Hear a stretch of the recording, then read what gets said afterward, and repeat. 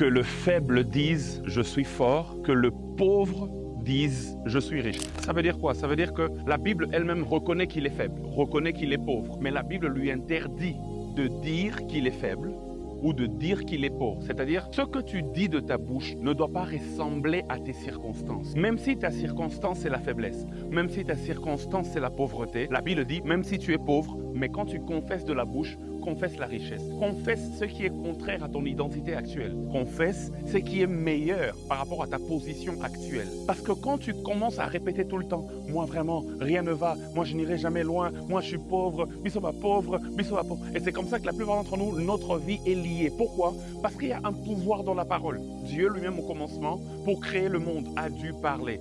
Et la Bible déclare que les hommes rendront compte de toute parole vaine qui est sortie de leur bouche. Il est encore écrit que la mort et la vie sont au pouvoir de la langue. Vous voulez que je vous donne combien de versets? Au moins vous savez déjà que nous créons ce que nous voulons. Qu'est-ce que tu dis sur toi?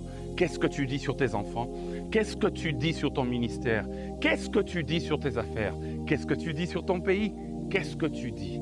Que le faible dise « je suis fort » et que le pauvre dise « je suis riche ». Tout ne doit pas tourner autour de ce que tu vis, mais autour de ce que tu veux vivre, parce que la parole appelle tes réalités.